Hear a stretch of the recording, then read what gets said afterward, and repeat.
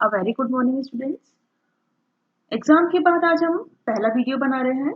इसमें हिंदी पाठ्यपुस्तक की दूसरी इकाई का पाठ 5 खेती से आई तब्दीलियां आज हम स्टार्ट करने जा रहे हैं। इस पाठ के लेखक हैं पंडित जवाहरलाल नेहरू जी।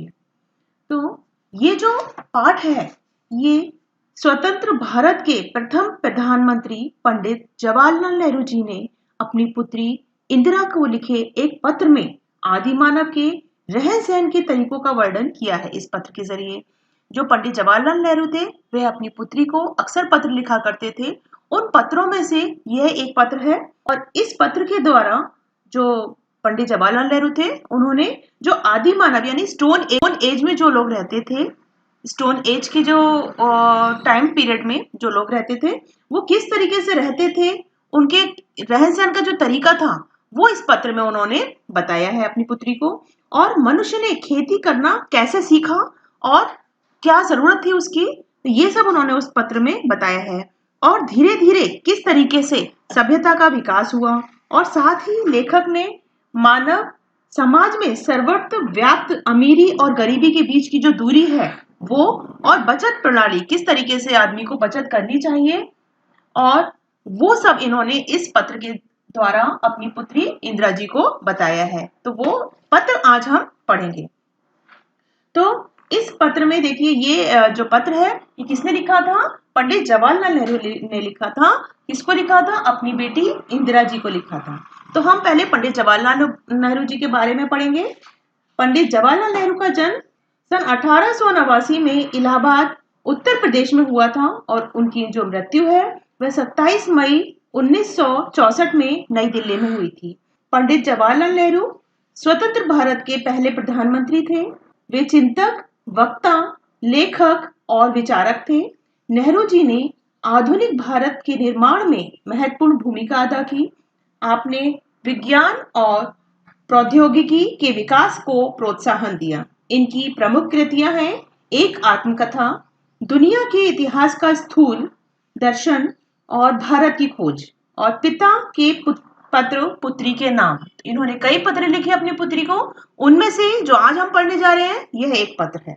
ठीक है, अब इस पत्र के जरिए पंडित जवाहरलाल नेहरू अपनी पुत्री को क्या बताना चाह रहे हैं और समाज को क्या बताना चाह रहे हैं वो देखिए।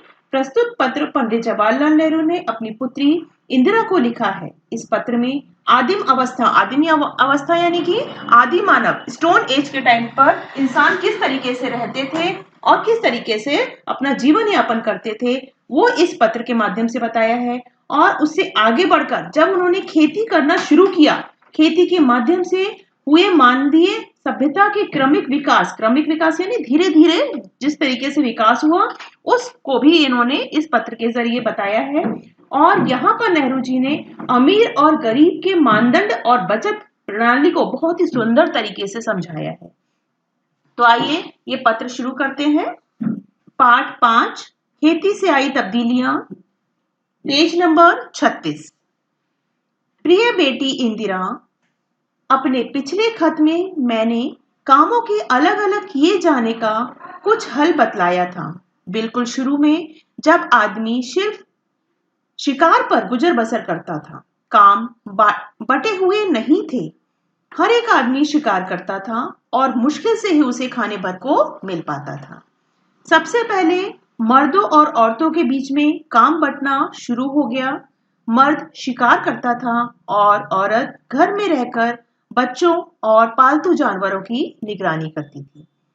अब देखिए ये जो पत्र है पंडित जवाहरलाल नेहरू ने लिखा है अपनी बेटी इंदिरा गांधी को।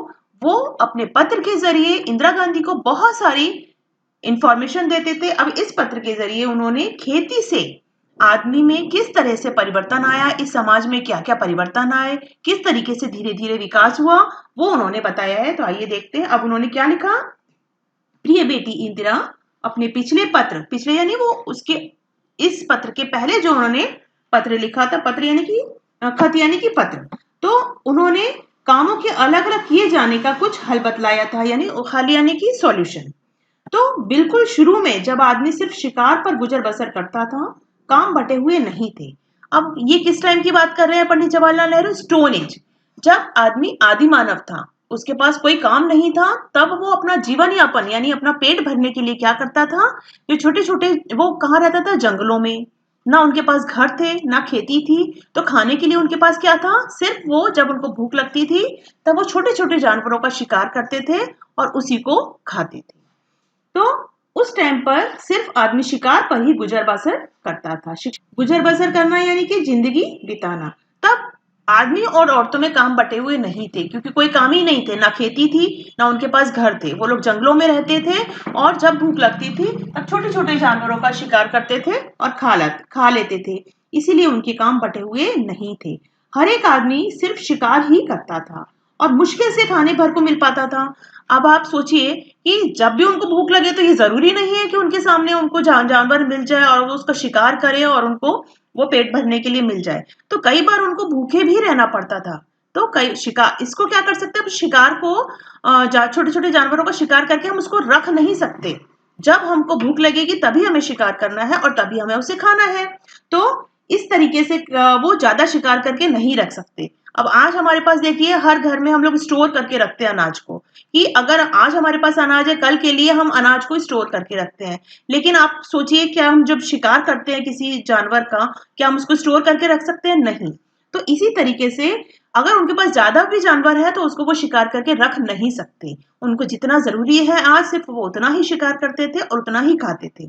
तो कई बार ऐसा पॉसिबल नहीं हो पाता था कि उनको एक भी जानवर मिले, तो कई बार उनको भूखे भी रहना पड़ जाता था।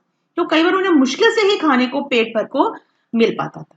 सबसे पहले मर्दों और औरतों के बीच में काम बंटना शुरू हुआ।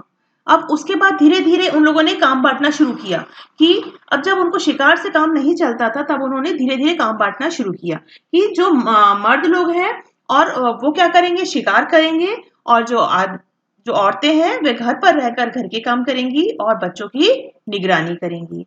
तो उसके बाद धीरे धीरे काम बंटना शुरू हुआ। और जो घर में उनके पालतू जानवर थे और जो छोटे छोटे बच्चे थे, उनकी निगरानी किया करती थी औरतें। निगरानी यानी कि देखभाल करना। ठीक है। अब देखिए नेक्स्ट पैराग्राफ।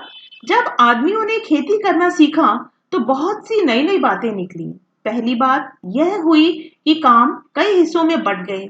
कुछ लोग शिकार खेलते और कुछ खेती करते और हल चलाते थे।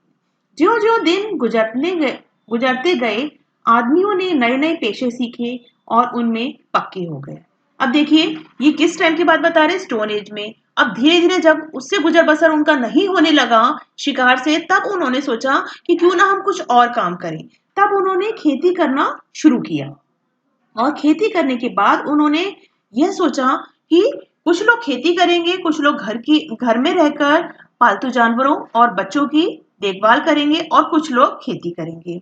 तो अब जब खेती करने में आपको मालूम है कि क्या करना पड़ता है, पहले एक खेत को जोतना पड़ता है, उसमें फिर बीज बोएंगे, फिर उसमें हल चलाएंगे, इस तरीके से उसकी पूरे टाइम देखभाल करनी पड़ती है।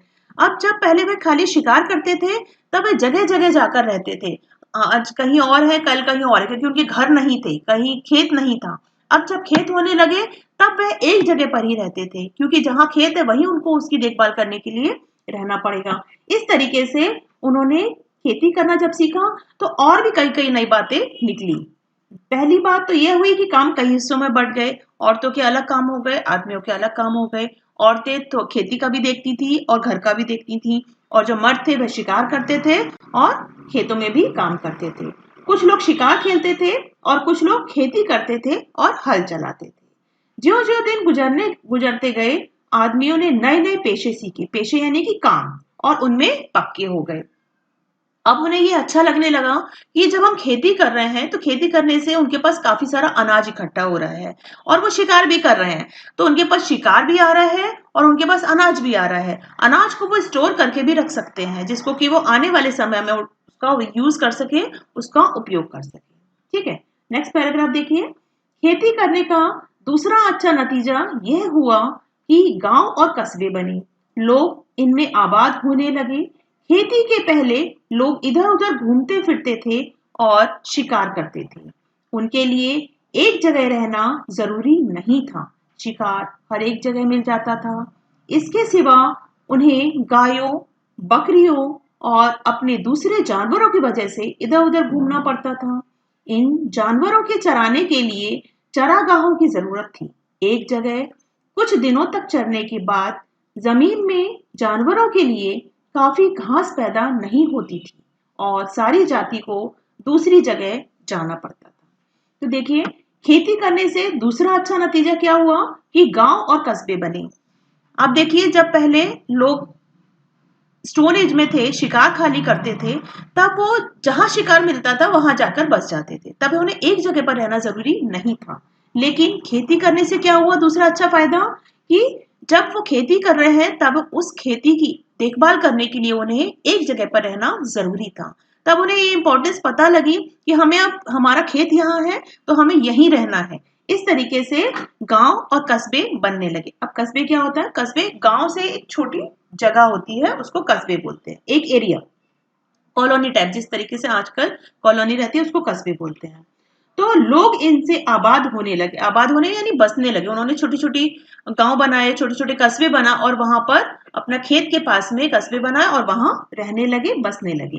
खेती के पहले लोग इधर उधर घूमते फिरते थे और शिकार करते थे, तब उनके लिए एक जगह रहना जरूरी नहीं था। जहां शिकार मिल जाता था वहीं वह जाकर रहने लगते थे। इसके सिवा उन्हें गायों, बकरियों और अपने दूसरे जानवरों की वजह से इधर उधर घूमना पड़ता था। वो गायों को चराने के लिए, आपको मालूम है गाय क्या खाती है, बकरी क्या खाती है? घास। तो जहां उनको घास मिलती थी वहीं वो अपनी गायों और बकरियों को लेकर चले जाते थे और उनको घुमा के उनको गाय घास चराते थे। इन जानवरों के चराने के लिए चरागाहों की जरूरत थी। चरागाह यानी कि जानवरों के चराने की जगह, जहां पर खूब सारी घास होती है, तो ऐसी जगह पे उन जानवरों को लेकर जाया जाता है ताकि वो वहां पर घास खा सके। तो एक जगह कुछ दिनों तक चरने के बाद जमीन में जानवरों के लिए काफी घास पैदा नहीं होती थी। फिर वह दूसरी जगह जाते थे और वहां पर उन गायों और बकरियों को लेकर जाते थे और सारी जाति को दूसरी जगह जाना पड़ता था।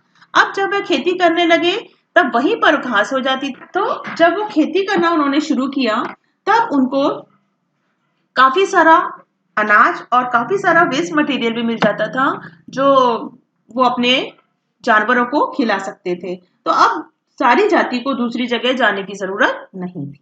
ठीक है, नेक्स्ट पैराग्राफ देखिए। जब लोगों को खेती करना आ गया तो उनका जमीन के पास रहना जरूरी हो गया। जमीन को जोत बोकर वे छोड़ नहीं सकते थे। उन्हें साल भर तक लगातार खेती का काम लगा ही रहता था और इस तरह गांव और शहर बन गए। अब देखिए, जब उन्होंने खेती करना सीखा तो वह जमीन को छोड़ नहीं सकते थे। क्यों? जब उन्होंने उसमें अनाज बोया और उसके बाद उसको उसमें जोतना पड़ता है, उसमें अनाज बोते हैं, अनाज बोने के बाद उसमें हल चलाना पड़ता है, फिर उसको पानी देना पड़ता है, फिर जब छोटे पौधे हो जाते हैं तब उसकी रक्षा भी करनी पड़ती है कि जो जंगली जानवर है कहीं उसका नुकसान ना करें। तो पूरी तरीके से उसमें साल भर उसमें उनको देखभाल करनी पड़ती थी। तो इस तरीके से वे जमीन को जोत बोकर ऐसा ही नहीं छोड़ सकते थे, उसकी साल भर देखभाल करनी पड़ती थी। फिर जब अनाज हो जाता था तो अनाज इकट्ठा करके वो लोग एक जगह कहीं स्टोर करके उसको रखते थे। तो साल भर ये काम खेती का लगा ही रहता था। इस तरीके से उन्हें एक जगह पर ही रहना जरूरी हो गया और गांव और शहर बनने लगे। और आगे का जो पैराग्राफ है वो हम नेक्स्ट पीरियड में कंटिन्यू करेंगे। एक बार फिर से आप पूरा जो ये लेसन है अच्छे से रीड करिए और उसको समझिए। Okay students, thank you, have a nice day.